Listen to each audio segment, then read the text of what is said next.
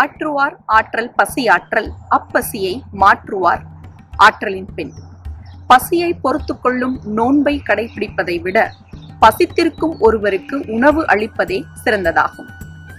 வணக்கம் and welcome back to S super kitchen. நம்ம போன வீடியோல உணவு வாழை இலையில எப்படி பரிமாறுறதுன்னு பார்த்தோம் இல்லையா?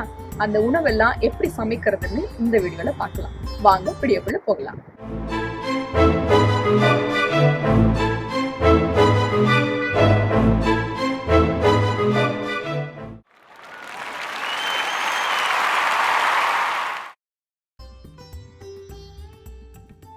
மாங்காய் பச்சடி செய்யறதுக்கு பேன் அடுப்புல வச்சு சூடானதுக்கு அப்புறமா ஒரு டேபிள் ஸ்பூன் நல்லெண்ணெய் விட்டுடலாம். எண்ணெய் காஞ்சதும் கிளிமூக்கு மாங்காய் நான் எடுத்திருக்கேன். இந்த மாதிரி சைஸ்ல பீசஸ் கட் பண்ணி வச்சுட்டு அதை இந்த எண்ணெயில போட்டு வதக்கிக்கலாம்.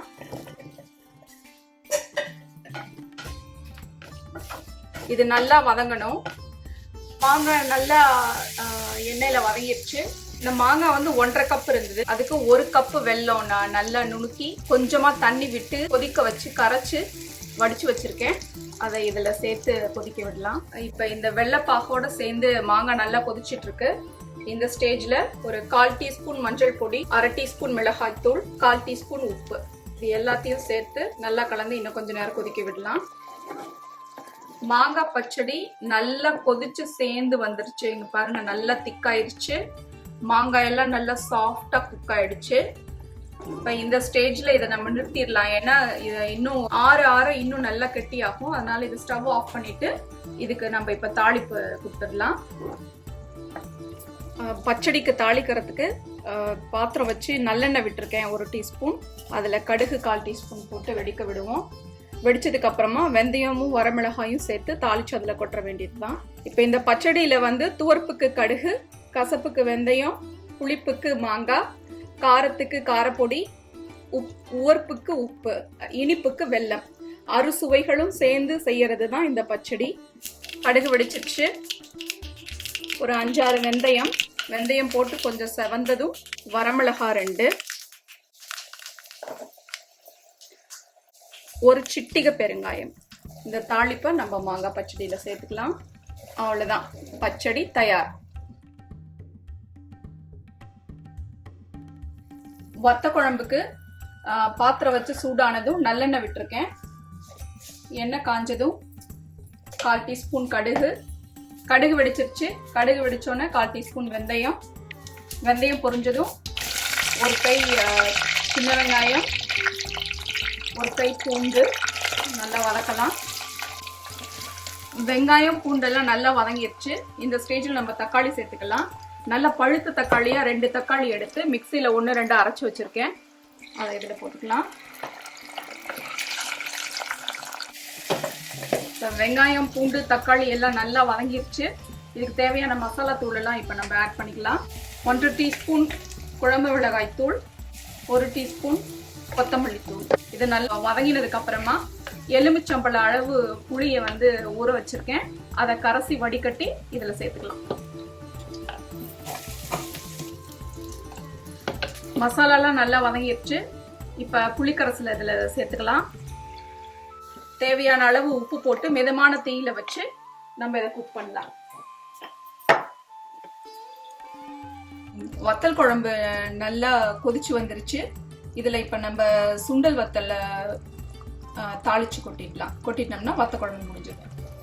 இப்ப வத்தல் பொரிக்கிறதுக்கு இதுல நல்லெண்ணெய் 1 டேபிள் ஸ்பூன் நல்லெண்ணெய் விட்டுருக்கேன். இந்த எண்ணெய் நல்லா காஞ்சதுக்கு அப்புறமா இந்த சுண்ட வத்தலை போட்டு பொரிச்சு எடுத்துக்கலாம்.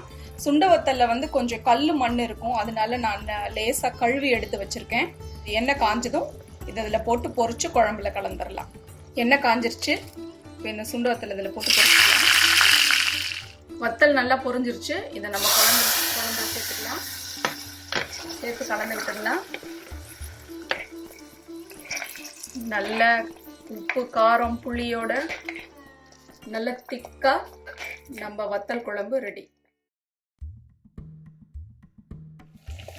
சாம்பார் தாளிக்கிறதுக்கு 1 டீஸ்பூன் எண்ணெய் விட்டு கடுகு உளுத்தம்பருப்பு போட்டு வெடிக்க விட்டு வச்சிருக்கேன். இதுல வந்து ஒரு கை வெங்காயம், கருவேப்பிலை நல்லா வதக்கிட்டு 3 பல்லு பூண்டு,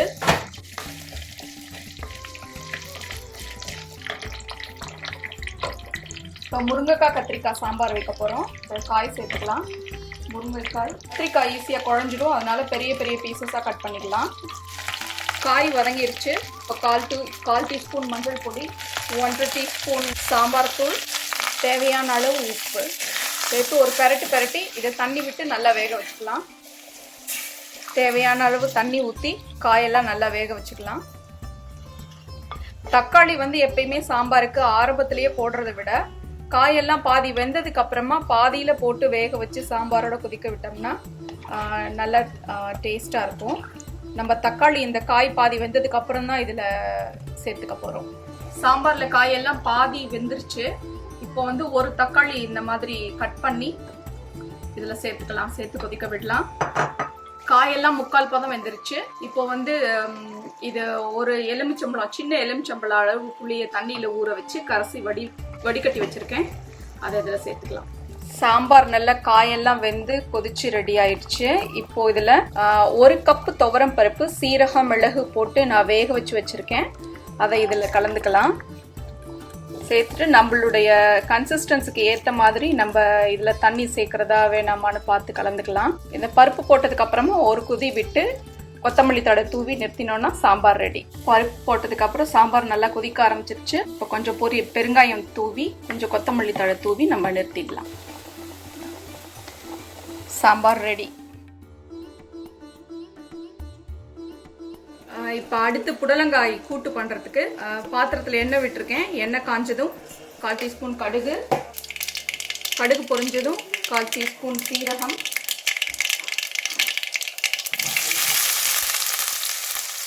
மீடியம் சைஸ் வெங்காயம் 1. இப்போ ஒரு தக்காளி இதில் சேர்த்துக்கலாம். கூட்டுக்கு தக்காளி ரொம்ப குழைய வதங்கணும்னு இல்லை, லேசாக வதங்கின உடனேயே இதில் நம்ம வெட்டி வச்சிருக்க காயையும் சேர்த்து வதக்கிக்கலாம். தக்காளி வதங்கிடுச்சு. இப்போ நம்ம காயை சேர்த்துக்கலாம். அதில்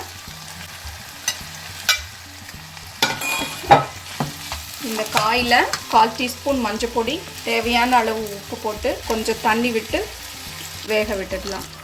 கூட்டுக்கு 1/4 மூடி தேங்காயும் 2 பச்சை மிளகாய், 1/2 டீஸ்பூன் சீரகம் எடுத்து வச்சுருக்கேன். இதை நல்லா கொஞ்சம் போல் தண்ணி விட்டு ரொம்ப நைஸாகவும் இல்லாமல் ரொம்ப கொரகொரப்பாகவும் இல்லாமல் ஒரு 80 to 90% அரைச்சி இதை கூட்டில் கலந்துட்டு அதுக்கப்புறமா கடைசியாக தான் நம்ம பருப்பு சேர்க்க போகிறோம். கூட்டில் இப்போ தேங்காய் அரைச்ச விழுதை சேர்த்துக்கலாம்.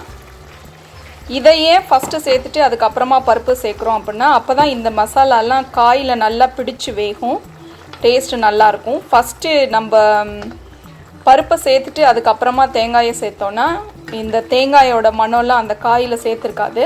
அடுத்து தேங்காய் போட்டதுக்கப்புறம் ரொம்ப நேரம் குக் பண்ண விடக்கூடாது. ஜஸ்ட்டு ஒரு கொதி வந்ததுக்கப்புறமா நம்ம பருப்பை சேர்த்து அதுக்கப்புறம் ஒரு கொதி விட்டு ஒரு 2 நிமிஷம் குக் பண்ணி நிறுத்திடணும். தேங்காய் மசாலாவோட சேர்ந்து நல்லா கொதிச்சிருச்சு கூட்டு. இதில் 1/4 கப்பு பாசிப்பருப்பும் 1 டேபிள் ஸ்பூன் கடலை பருப்பும் போட்டு வேக வச்சுருக்கேன். அதை இந்த கூட்டோட போட்டு கலந்துக்கலாம். இந்த பருப்பு போட்டதுக்கப்புறம் ஜஸ்ட் ஒரு 2 நிமிஷம் அது கலந்து வேக விட்டு நிறுத்திடுவோம். கூட்டுக்கு தாளிக்கிறதுக்கு பாத்திரம் வச்சு தேங்காய் எண்ணெய் விட்டுருக்கேன். 1/4 டீஸ்பூன் கடுகு போட்டிருக்கேன். கூட்டுக்கு தேங்காய் எண்ணெயில் தாளித்தோம்னா தான் நல்ல மணமாக இருக்கும். கடுகு வெடிச்சதும் 1/4 டீஸ்பூன் சீரகம், 1 வரமிளகாய், கொஞ்சம் கருவேப்பிலை தழை, சிட்டிகை பெருங்காயம். இதை இந்த கூட்டில் சேர்த்துக்கலாம். அவ்வளோதான், சுவையான புடலங்காய் கூட்டு ரெடி.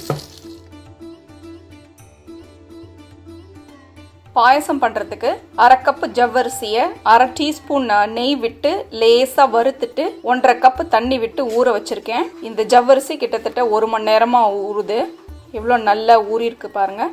இதை நம்ம ஒரு பாத்திரம் வச்சு பாத்திரத்தில் ஒரு 1/2 கப்பு தண்ணி விட்டு கொதிக்க விட்டு இதை அதில் சேர்த்து குக் பண்ண போகிறோம்.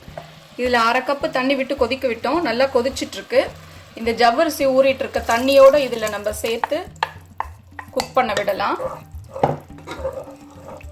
இந்த ஜவ்வரிசி ஒரு 50 to 60% குக் ஆனதுக்கு அப்புறமா இதில் நம்ம பால் சேர்த்துக்க போகிறோம். அதுக்கு இடையில ஒரு 1/2 டீஸ்பூன் எண்ணெய் விட்டு 1/2 கப்பு சேமியாவை வறுத்து வச்சுக்கலாம். பாயாசத்துக்கு ரேஷியோ ஜவ்வரிசி, சேமியா, சர்க்கரை 3மே சம அளவு இருக்கணும். இப்போ இன்னைக்கு நான் பண்ணுறது 1/2 கப்பு ஜவ்வரிசி, 1/2 கப்பு சேமியா, 1/2 கப்பு சர்க்கரை, 3/4 லிட்டர் பால் சேர்த்து பண்ண போகிறேன். இது கொஞ்ச நேரம் கொதிக்கட்டும், பார்ப்போம். ஜவ்வரிசி பாருங்க 50 to 60% வெந்துருச்சு. இப்போ இதில் நம்ம 3/4 லிட்டர் பால் சேர்த்துக்கலாம். பால் சேர்ந்து அது நல்லா வெந்ததுக்கு அப்புறமா அதில் நம்ம சேமியாவை சேர்த்துக்க போகிறோம். மிதமான தீயில வச்சு இதை இன்னும் கொஞ்சம் நேரம் வேக விடலாம். பாருங்க ஜவ்வரிசியில பால் ஊற்றி நல்லா பால் கொதிக்குது பாருங்க, கிளாஸியா தெரியுது பாருங்க. ஜவ்வரிசி நல்லா வெந்துருச்சு. இப்போ இந்த ஸ்டேஜில் நம்ம நெய் விட்டு வறுத்து வச்சிருக்க சேமியாவை இப்போ நம்ம இதில் சேர்த்துக்கலாம்.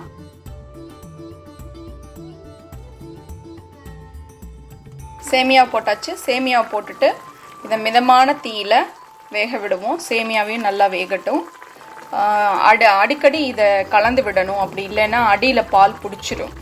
அதனால மிதமான தீயில இந்த சேமியாவை வேக விடலாம். பாயாசத்தில் சேமியா ஜவ்வரிசி எல்லாம் நல்லா வெந்துருச்சு. இந்த ஸ்டேஜில் நம்ம சர்க்கரை சேர்த்துக்கலாம். சர்க்கரை வந்து நான் 1/2 கப் எடுத்திருக்கேன். முன்ன சொன்ன மாதிரி சேமியா ஜவ்வரிசி சர்க்கரை 3 சம அளவு, எல்லாமே 1/2 கப் எடுத்திருக்கேன் நான். இனிப்பு வந்து உங்கள் சுவைக்கு ஏற்ற மாதிரி கூட்டியோ குறைச்சோ நீங்கள் போட்டுக்கலாம். இந்த சர்க்கரை கரைஞ்ச உடனே 2 ஏலக்காய் தட்டி போட்டு முந்திரி திராட்சை தாளித்து கொட்டிட்டோம்னா பாயாசம் ரெடி. பாயாசம் ரெடி. முந்திரி திராட்சை எல்லாம் தாளித்து கொட்டியாச்சு. இந்த பாயாசம் ஆற கெட்டியாகும். அப்படி ஒரு வேளை கெட்டி ஆயிடுச்சுன்னா நீங்கள் இன்னும் கொஞ்சம் பால் சூடு பண்ணி சேர்த்துக்கலாம்.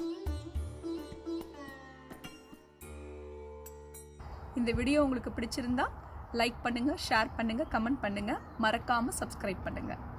உள்ளமே கோவில், உண்மையே வேதம், உணவே மருந்து. நன்றி, வணக்கம்.